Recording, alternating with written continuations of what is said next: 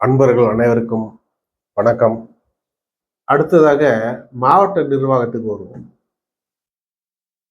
மாவட்ட நிர்வாகத்தில் மொத்தம் 30 ஏதோ துறைகள் இருக்கிறது. மாவட்ட ஆட்சித்தலைவர் அடிக்கடி ரிவ்யூ மீட்டிங்லாம் வைப்பார். நான் செய்யாறுல உதவி செயற்பொறியாளராக பணிபுரிஞ்சிட்டு இருந்தேன். ஏதோ ஊர் பக்கமா வரலாமேன்ட்டு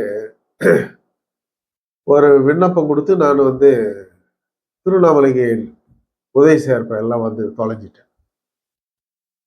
இங்க வந்தா செயற்பொறியாளர் அலுவலகத்துல செயற்பொறியாளருக்கு பிஏ போஸ்ட் வேக்கண்ட். அதுக்கு என்ன அடிஷனல் சார்ஜ் போட்டாங்க. அப்படின்னா என்னன்னா, மாவட்ட ஆட்சியர் அலுவலகத்துல ஏதாவது ஒரு ஆய்வு கூட்டங்கள் நடக்குதுன்னா செயற்பொறியாளர் சார்பாக நான் தான் போயிட்டு வரேன். செயற்பொறியாளர் தான் அட்டன் செய்ய வேண்டும் அப்படின்ற இதை ஸ்ட்ரிக்டா சொல்லுவாங்க. இதனால பெரும்பாலும் செயற்பொறியாளர்கள்லாம் வரமாட்டாங்க. ஏன்னா அவங்களுக்கு நிறைய வேலை இருக்குது அப்படின்னு சொல்லிட்டு அந்த ஏதாவது ஒரு காரணம் சொல்லிட்டு நீங்க போங்க, நீங்க டெக்னிக்கல் பிஏ தானே, நீங்க போய் பதில் சொல்லிட்டு வாங்க அப்படின்னு சொல்லுவோம். நாங்க போகணும், நாங்க போய் ஆகணும். என்ன ஒரு குடும்பம்னா போகலாம் வரலாம், அதை பத்தி ஒன்றும் இல்லை. மீட்டிங் ஏதோ ஒரு டாபிக் ஒரு மீட்டிங் இருக்கும். மீட்டிங் மதியம் 3 மணிக்கு அப்படின்னு சொல்லுவாங்க. 3 மணிக்கு போனா 1:30 மணி மீட்டிங்கே 2 மணிக்கு மீட்டிங் இப்பதாங்க ஆரம்பிச்சாங்கன்னு சொல்லுவாங்க. எங்க மீட்டிங் எப்போன்னா 6 மணிக்கு ஆரம்பிப்பாங்க. 6 மணிக்கு ஆரம்பிச்சு ஒரு டிபார்ட்மெண்ட்டா ரிவ்யூ பண்ணிக்கிட்டே வருவார். அப்புறம் கடைசியா நீர்வள ஆதாரத்துறை பிடபிள்யூஆர் உங்களுக்கு என்ன பண்ணீங்க அப்படின்ட்டு கேட்பாரு. எனக்கு ப்ராக்ரஸ் போயிட்டு இருக்கும். என்ன ஊறப்பட்ட வேலையா இருக்குது, யூனியன்ல இருக்கிற மாதிரி ஏகப்பட்ட வேலையா இருக்குது, திட்டங்கள் நிறைய வருது. ஒன்றும் இல்லை, ஒரு 4-5 ஒர்க்கு அதெல்லாம் ஒழுங்கா செய்யறாங்களா, சரி சீக்கிரமா முடிக்க பாருங்க. இதை 3 to 8 8 மணி 7:45 தான் இந்த எங்களுடைய டேர்ன் வரும். 3 மணிலேருந்து 8 இல்லை, ஒரு 3 மணிக்கு ஆரம்பிக்க வேண்டிய மீட்டிங் 6 மணிக்கு ஆரம்பிச்சு 8-8:30 போகும். அப்போ முடிகிற ஸ்டேஜுக்கு தான் எங்களுடைய டேர்ன் வரும். லாஸ்ட் ஒரு 2 மினிட்ஸ் பதில் சொல்லிட்டு அப்புறம் கிளம்பி வரும். எப்போ போனோம், ஆஃபீஸில் 2:30 கிளம்பி 3 மணிக்கு மீட்டிங் போயிட்டு 2 மணி நேரம் அங்கே சும்மா உட்காந்துக்கிட்டு 3 மணி நேரம் சும்மா உட்காந்துட்டு 6 மணிக்கு மீட்டிங் ஆரம்பிச்சு 8:25க்கு கூப்பிட்டு 2 நிமிஷம் பதில் சொல்லிட்டு 8:30க்கு ஒரு வீட்டு ஆஃபீஸ் வரும் திரும்ப. இது ஒரு முறை 2 முறை கிடையாது. இது மாதிரிதான் வழக்கமா நடக்கிறதே. பெரும்பாலும் 1 to 1 நாள் ரிவ்யூ மீட்டிங், ஏதாவது ஒரு மீட்டிங் ஏதாவது ஒரு ஹெட்டிங்ல இருக்கும். உடனே இந்த இவங்க கலெக்டருடைய நேர்முக உதவியாளர் இருக்கிறாங்க, அவங்க உடனே கூப்பிட்டு சொல்லிடுவாங்க, ஏங்க பிடல் நீங்க மீட்டிங் வர்றங்க அப்படின்னு.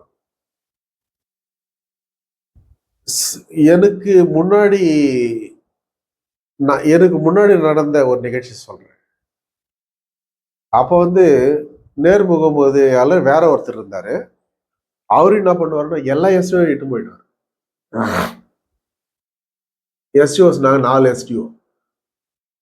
நேர்முக உதவியாளர் எனக்கு எதுவும் தெரியாது, நீங்க எல்லாரும் வந்தா நான் பதில் சொல்ல முடியும் அப்படின்ட்டு ஒரு மீட்டிங்க்கு வர சொல்லிட்டார்.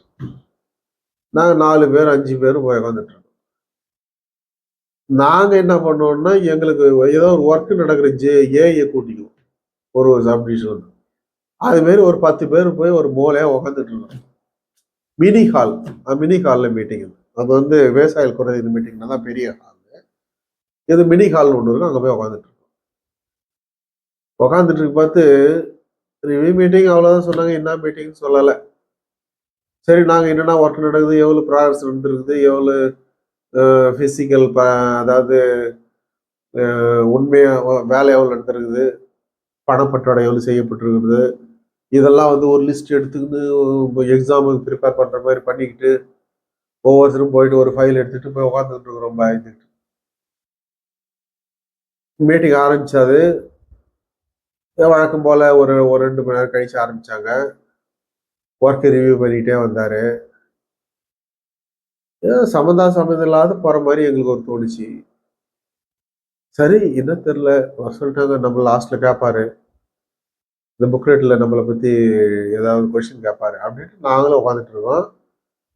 மொத்தம் ஒரு 15 டிபார்ட்மெண்ட் வச்சுங்களேன். 14 டிபார்ட்மெண்ட் முடிஞ்சு போச்சு. மீட்டிங் முடிஞ்சு போச்சு. மீட்டிங் வந்து கிட்டத்தட்ட ஒரு 2 மணி நேரத்துக்கு மேல நடந்துக்குது. மீட்டிங் எல்லாம் முடிச்சிட்டு பிற்பாடு, ஆமா WRD உங்களை யாரும் இந்த மீட்டிங் வர சொன்னாங்க அப்படின்னு.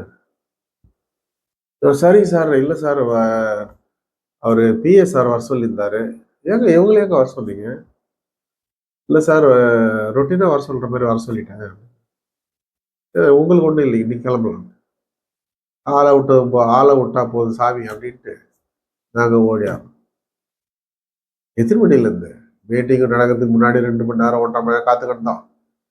மீட்டிங்ல எப்போ நம்மளை கூப்பிடுவாங்களோ, எப்போ நம்ம கூப்பிடுவாங்களோ, கொஷின் பேப்பர்ல என்னென்ன கொஷின் கேட்க போறாங்க, எக்ஸாமுக்கு ப்ரிப்பேர் பண்ற மாதிரி ஒரு இடம் தள்ளின்னு இந்தந்த ஒர்க்ல இதில் நடந்துக்குது, இந்தந்த ஒர்க்ல இதில் நடந்துக்குது வேலை அப்படின்னு நாங்கள் உட்காந்துட்டு பயந்துட்டு உட்காந்துட்டு இருக்கிறோம்.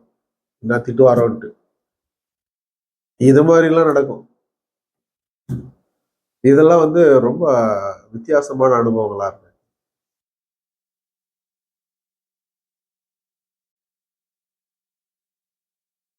ஒரு சில மாவட்ட ஆட்சித்தலைவர்கள் இருக்கிறார்கள்.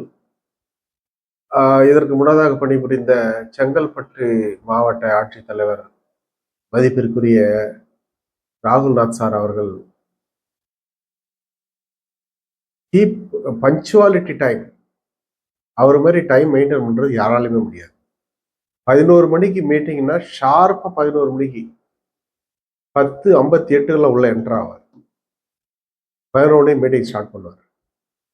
போறது தெரியாது, வர்றது தெரியாது. அவ்வளோ இதுவா மீட்டிங் இருக்கும். இங்க திருவண்ணாமலையில வந்துட்டு நான் இங்க உதவி சிறப்புரையாளர் ரேங்க் பணிபுரியும் பொழுது இங்க இருந்த மாவட்ட ஆட்சித்தலைவர்லாம் ரொம்ப கஷ்டப்படுத்துவாங்க.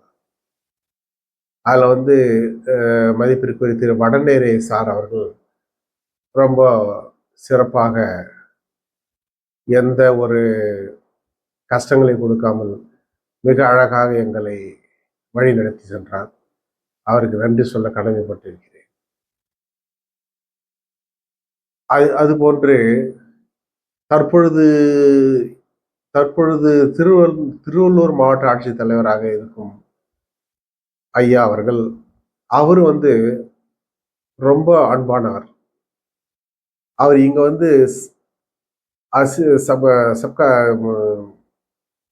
சப் கலெக்டரா இருந்தாருங்க. அதனால அவர் என்ன எனக்கு நல்லா தெரியும். இங்க இருக்க பத்தில ரொம்ப அன்பாக எங்களை வழி நடத்துவார். இப்பொழுது தொலைக்காட்சிகளில் பார்க்கிறேன் அவருடைய ஆய்வுகளை சிறப்பாக நடத்துகிறார் என்பதை தெரிந்து மிக மகிழ்ச்சி அடைந்தேன்.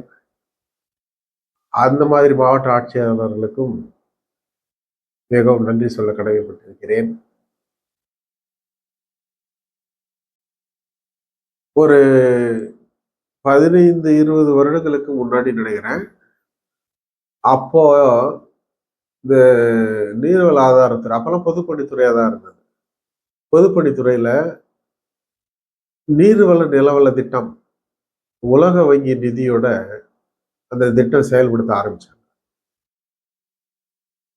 எப்பயுமே வந்து இந்த திட்டம் இல்லை, எவ்வளோ திட்டங்கள் இருக்குது.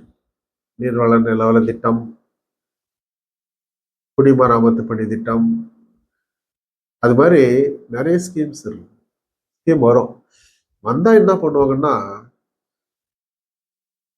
நிதி ஒதுக்குவாங்க. நிதி ஒதுக்கின உடனே அடுத்த ஒரு 4 நாள் எஸ்டிமேட் கொடுத்தாகணும்.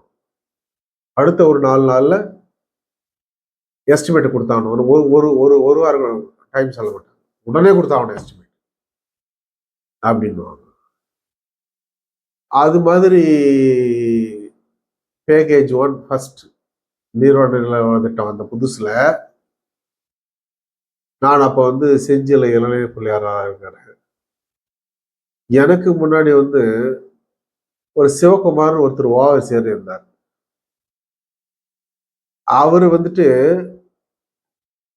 இந்த நீர்வள நிலவர திட்டம் எஸ்டிமேட் கேட்ட உடனே ஒரு 4 நாள்லயே கொடுத்தா உடனே மொத்தம் 20 ஏரி ஒரு பேக்கேஜ்னா ஒரு 4 கோடி 5 கோடி அது மாதிரி ஒரு பேக்கேஜ்.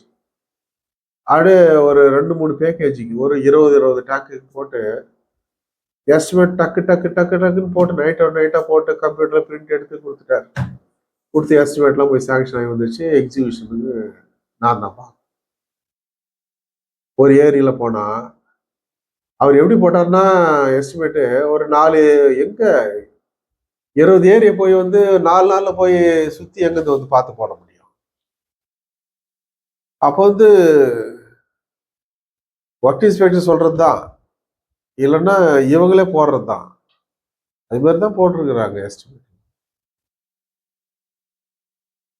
ஒரு ஏரியில வந்துட்டு ஒரு 4 மதகு இருக்குதுன்னா ஒரு 2 மதகு புதுசாக கட்டுற மாதிரி போட்டுட்டு எஸ்டிமேட் போட்டுரும். 1வது மதவும் 3வது மதவும் சரியில்லை, அதை வந்து மறு ரீகன்ஸ்ட்ரக்ஷன் புதுசா புதுப்பிச்சு கட்டணும் அப்படின்ற மாதிரி எஸ்டிமேட் போட்டு எல்லாம் சாங்ஷன் ஆகி எல்லாம் வந்துடும். அங்க போனா 1வது மதம் 3வது மதம் நல்லா இருக்கும், 2வது மதம் 4வது மதம் உடஞ்சி போயிடும். நம்ம மாத்தி கட்டலாம்னா கட்ட முடியாது. இது மாதிரிதான் ஒரு அரசாங்க திட்டங்களும் உடனடியா டக்குன்னு உடனடியா கொடுத்தா எஸ்டிமேட் டைம் கொடுக்க மாட்டாங்க. அதாவது ஏதாவது ஒரு ஃபண்ட் ஒதுக்குறாங்கன்னா உடனே அடுத்த சி ஆஃபீஸ்ல இருந்து உடனே எஸ்டிமேட் கொடுத்தோம்னா உடனே சாங்ஷன் வச்சிடணும், உடனே டெண்டர் வச்சிடணும். என்ன வச்சிடணும்? உடனே டெண்டர் வச்சிடணும். அவங்களுடைய வேலை அதான் முக்கியமான வேலை.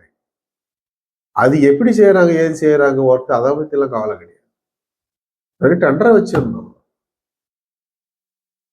அதனால வந்து டைம் எல்லாம் கொடுக்கவே மாட்டாங்க எந்த ஸ்கீமுக்கு. அதனாலதான் வந்து அவசரமா ஒரு சில எஸ்டிமேட் எல்லாம் கொடுத்து சரியானபடி பணியை செய்ய முடியாம போறது காரணம். நல்லாகிற மதகு உடச்சிவிட்டு கட்டிவிட்டு நல்லா இல்லாத மதம் விட்டு வர மாதிரி இருக்கும்.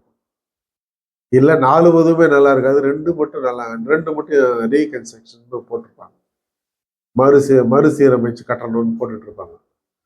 ஆனா 4 மதமே ரொம்ப மோசமான கண்டிஷனா இருக்கும். அப்ப வந்து நீர்வள நிலவள திட்டம்னா அது உலக வங்கி நிதியினுடைய உதவியில கொடுக்கக்கூடியது. அப்போ அது வந்துட்டு விவசாய சங்கத்துல அமைப்பாங்க. அது இதெல்லாம் என்னன்னா விவசாய சங்கத்தாளுங்க இந்த சொசைட்டி எலெக்ஷன்ல சொசைட்டில எலெக்ஷன்ல போட்டி போடுற மாதிரி ஃபர்ஸ்ட் பீரியட்லாம் பயங்கரமான போட்டி. நான் நீண்டு போட்டி ஏகப்பட்ட செலவு பண்ணி என்னென்னவோ பண்ணி எலெக்ஷன்லாம் வச்சு வந்தாங்கன்னா தலைவர் அப்புறம் வந்து ஆட்சி மண்டல தொகுதி வார்டுன்னு பெயர். அது நம்மளுடைய பாணியில் சொல்ல போனா ஊர்ல வார்டு சொல்றேன் இல்லையா, அது மாதிரி ஒரு மதகு 4 மதகு இருக்குதுன்னா 4 மதகு 4 வார்டு அப்படின்ற மாதிரி கணக்குன்னு வச்சுங்களேன். பெரிய மதகு நிறைய பாசனம் அதிகம் உள்ள மதகா இருந்தா ஒரு மதகுக்கு வந்து 3 வார்டு அப்படின்னா 4 ஊர் 12 வார்டு, ஒரு தலைவர் 13 பேர் அப்படி இருப்பாங்க. எல்லாம் இவங்க போட்டி போட்டுன்னு செலவு பண்ணி எல்லாம் வந்து தலைவரா வந்தாங்க. தலைவர் எல்லாமே உறுப்பினர்கள் போட்டி போட்டு வந்தாங்க. வந்து எங்களுக்கு அவங்க என்ன நினைச்சுக்கிட்டாங்க, அவங்க கிட்ட தான் கொடுத்து வேலை செய்ய போறாங்க போல இருக்கு அப்படின்னு நினைச்சிட்டு எல்லாம் போட்டி போட்டுருவாங்க. இதான் வந்து டெண்டர் வந்து பேக்கேஜ் இந்த லோக்கல் கார் டெண்டர் கூட எடுக்க முடியாது. எல்லாம் வந்து 4 கோடி கணக்கில் இருக்கிற கிளாஸ் 1 கான்ட்ராக்டர் தான் எடுக்க முடியும். அவங்களுக்கெல்லாம் வந்து இங்க இருக்கிற கான்ட்ராக்டர்லாம் வந்து எலிஜிபிள் வராது. இது மேலே இருக்கிற ஹை லெவல் கான்ட்ராக்டர்ஸ் தான் அவங்களுக்கு தான் எலிஜிபிள் வரும். ஏன் இதை வந்து ரெண்டு ரெண்டு ஊருக்கு இல்லை ஒரு ஊருக்கு தனித்தனியாக டெண்டர் விட்டுருக்கலாமே. குயிக்கா சின்ன சின்ன கான்ட்ராக்டர் எல்லாம் வேலையை முடிச்சுட்டு போயிடுவாங்க இல்லையா. அதெல்லாம் வந்து அரசாங்கத்துக்கு சௌகரியமா தெரியல. அது ஏன் தெரியலன்றதெல்லாம் நானும் விவரம் சொல்ல முடியாது. அதெல்லாம் வந்து விவரமா சொல்ல முடியாது. அதெல்லாம் வந்து பெரிய லெவல்ல கான்ட்ராக்டர் இவங்க நினைச்சு நம்ம தான் வேலை செய்ய போறோம் நினைச்சுக்கின்னு இவங்க அடிச்சு பிடிச்சி போட்டி போட்டுன்னு எல்லாம் தலைவர், செயலாளர், வார்டு மெம்பர் வந்து உக்காந்தாங்க. உங்களுக்கு என்ன வேலைங்க? எங்களுக்கு என்ன சார், எங்களுக்கு நாங்க தானே வேலை இல்லையா? நீங்க வந்து வேலையை பாருங்க, நல்லா நடக்குதான்னு பாருங்க. அவ்வளவுதான் அவங்களுடைய வேலை. அவங்க கான்ட்ராக்டர், அவரு மேஜர் கான்ட்ராக்டர் வந்து அவங்க சைட்டு கூட வரமாட்டாங்க. அவங்க ஏஜென்ட் யாருன்னா தான் வருவாங்க. இவங்கெல்லாம் போய் நான் சொல்ல முடியாத செய்யணும் அப்படி இப்படின்னாங்கன்னா கொஞ்சம் லடாய் ஆகும். இதெல்லாம் வந்து நாங்க பார்த்துக்கிட்டு இருக்கோம். சரி, நம்ம வந்து வேலையெல்லாம் ஒழுங்கா வாங்கணும், பரவாயில்ல. நமக்கு ஒரு கான்ட்ராக்ட் ஒழுங்கா செய்யறதுக்கு விவசாய சங்கத்தாளுக்கு பேசுவாங்க, ஒழுங்கா செய்யுங்க அப்படின்னு சொல்றது நமக்கு ஒரு சான்ஸ் ஆகி போச்சு. அதனால பரவாயில்ல நாங்க நினைச்சுக்கிறோம் அலுவலர். ஆனா செலவு பண்ணிட்டு வந்தாங்க இல்லையா இந்த எலெக்ஷன்ல நின்று, அவங்க என்னடா அது நம்ம போட்டி போட்டு செலவு பண்ணிட்டு வந்துக்கிறோம், நம்ம வந்து சும்மா நின்று பார்க்கத்தாங்குது அப்படின்ட்டு அது ஒரு பெரிய அவங்களுக்கு பெரிய பிரச்சனை ஆகிப்போச்சு. இதுல என்ன ஒண்ணு இது பண்ணிட்டாங்கன்னா, விவசாய சங்கத்துல அவங்க வந்து ஒரு சில ஃபார்ம்ல கையெழுத்து போட்டாதான் பேமெண்ட் கொடுக்கணும்ட்டாங்க. அப்புறம் அது கான்ட்ராக்டர் எப்படி கையெழுத்து வாங்கினாரு விவசாய சங்கத்துல சொல்லி, இதெல்லாம் வந்து நமக்கு தெரியாது. இதெல்லாம் வந்து அந்த மாதிரி போயிட்டு அப்புறம் ஒர்க் எல்லாம் முடிச்சாங்க.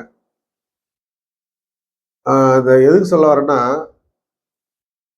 எந்த ஒரு அரசாங்க திட்டமும் டைமே கொடுக்க மாட்டாங்க, உடனடியாக எஸ்டிமேட் கொடுத்தாகணும்னுவாங்க.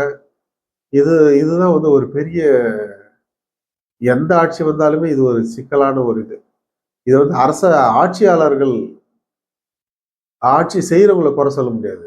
இதெல்லாம் வந்து அலுவலர்கள், மேல மட்டத்தில் இருக்கிறாங்க இல்லையா அலுவலர்கள், எங்களுடைய ஆபீஸ் தலைமை பொறியாளர், இவங்க பண்ற அக்கப்போர் இதெல்லாம் இவங்க சொல்லணும். இவங்க வந்து இவ்வளவு நாள் எஸ்டிமேட் கொடுக்க 1 மாசம் ஆகும், சர்வே பண்றது இவ்வளவு நாள் ஆகும் அப்படின்னு சொல்லணும். இவங்க வந்து அதான் நான் உடனே கொடுத்துட்றேன், அது மாதிரி எல்லாம் பண்ணுவாங்க. இந்த மாதிரி தான் ஏகப்பட்ட பணிகள்லாம் இந்த மாதிரி தான் அவசர கோலத்தை அள்ளி தெரிச்சாங்கன்றாங்களா, அது மாதிரி தான் எல்லா ஸ்கீம் மேலும் இப்படிதான் நடக்கும்.